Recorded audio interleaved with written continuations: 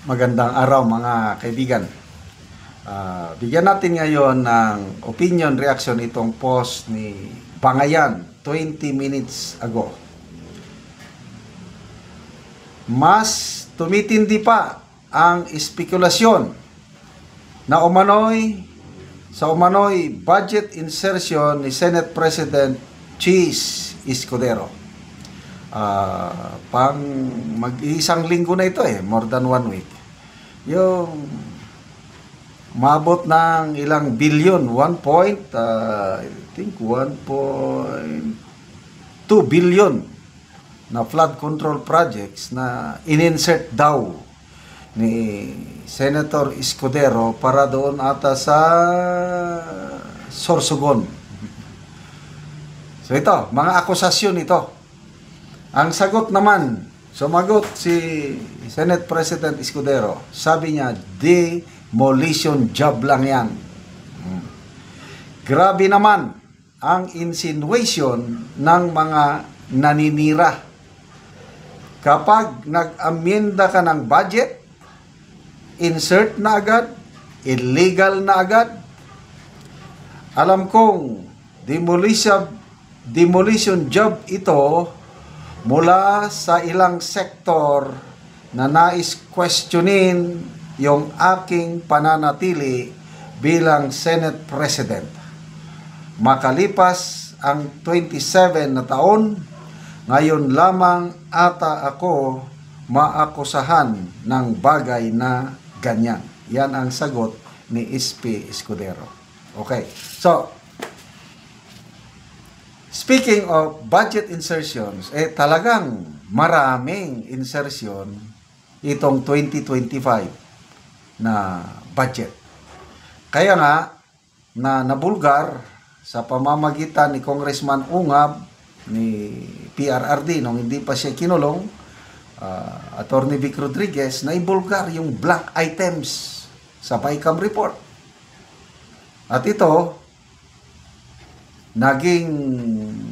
napatunayan ba yung talagang blank, inamin na may blank. Tapos ang paliwanag noon ni Madam Chair Estela na kung ano-ano na lang mga paliwanag niya na hindi naman, it does not make sense. Kaya kinasuhan na mayroon ng petisyon sa Supreme Court. Hanggang ngayon wala pang oral argument. So kung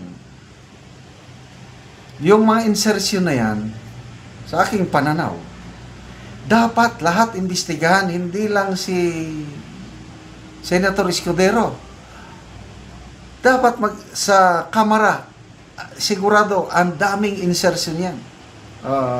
Mayroong, tignan ko, may po si Dertoas kanina. Dapat, hindi lang, ito, si Dertoas. Basahin natin. Nagbabatuhan na ng putik, sabi niya. Nagbabatuhan na ng putik ang Kamara at Senado nang dahil sa mga budget insertions, tinatarget nila si SP Cheese Escudero. Kailang dapat silang lahat, including, sabi niya, sa Kamara, Romualdez, sino pa, plus sa Senado, Grace po, kasi sa Senado, si dating Senador Grace po, siya ang sa Finance Committee. Bakit si Escudero lang ngayon ang tinatarget? Lahat na lang, ilabas nyo. Magkaroon ng transparency para magkaalaman na. Okay? So, yung sinasabi ni SP Escudero na may grupo na tinatarget ako dahil nga sa may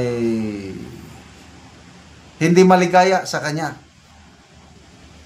Ayaw daw ng grupong ito, sektor na ito, ang pagiging pananatili niya na Senate President. So, itong impeachment, usapin ng impeachment, marami talagang grupo na hindi maligaya kung paano hinandle ni SP Escudero ang impeachment dahil yun na, na-delay, mamaya nagbotohan, 18-5, back to sender, yan. So, ayaw nilang manatili si SP Escudero na Senate President kasi dehado sila pagdating sa usapin ng impeachment.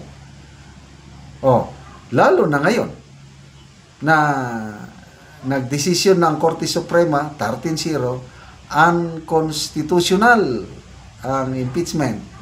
So may mga ibang senador dyan ibang legal luminary nga nagsasabi pwedeng i-disregard ang desisyon ng Korte Suprema at ipagpatuloy pa rin ang impeachment trial.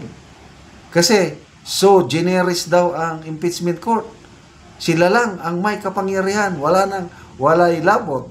Walang pakialam ang Supreme Court daw. Yun ang kanilang punto de vista. Kaya lang, nagpahayag na si Senate President Escudero na walang plano ang Senado na mag-convene as an impeachment court dahil nga nagdesisyon na ang Korte Suprema. Diyan sila ngayon galit na galit kay Senate President Escudero. Kaya, ayan na, batuhan na ng putik. Kay kanina, may nabasa akong post, ang minority block, yung 5 senador, Soto, Ping Lacson, Loren Ligarda, Zubiri, Hontiveros, tapos sinamahan ng 2 majority block, Aquino and Pangilinan, may resolution sila na calling for transparency na lahat ng minutes pa dapat wag itago yung mga deliberation sa bicameral. Which to me is good. Kasi dati yan, nakatago sila lang eh. Pagdating sa budget deliberation, okay lang. Public, na monitor natin. And then, pagdating ng BICAM, sila na, baka, mamaya, ang dami nang naisingit. So, dapat, i-open ninyo, huwag nyo nang itago. Yung BICAM na yan. So, magandang resolution nyo. Okay, salamat mga kaibigan sa inyong pagsubaybay sa channel na ito. Nakakatulong kayo ng malaki sa Tribong Talandig ng Bukidnon dahil ang sweldo natin sa channel na ito is pantulong natin sa tribo. Namimigay tayo ngayon ng libreng yero at pako para makapagpatayo naman ng mas maayos na tirahan ang Tribong Talandig. Panoorin nyo ang video na ito. Si nanay matagaan og yero nga mag-atop na siya karon.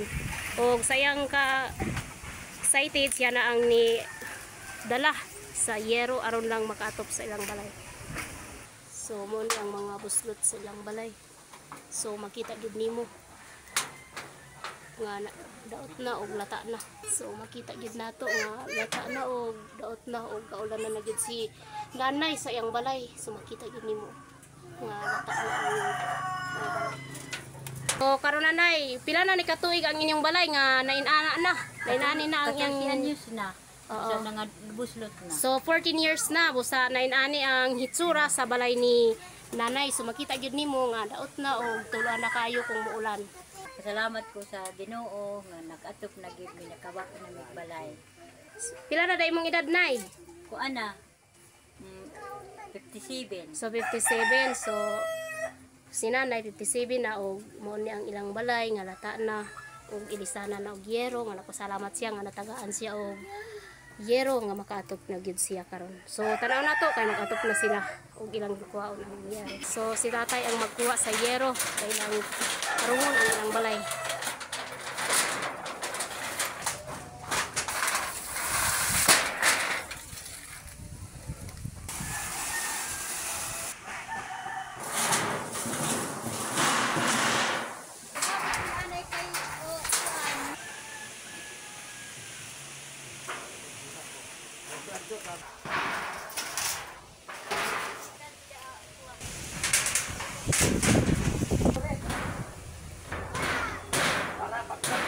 So karon na humana gyud og atop ang balay ni nanay.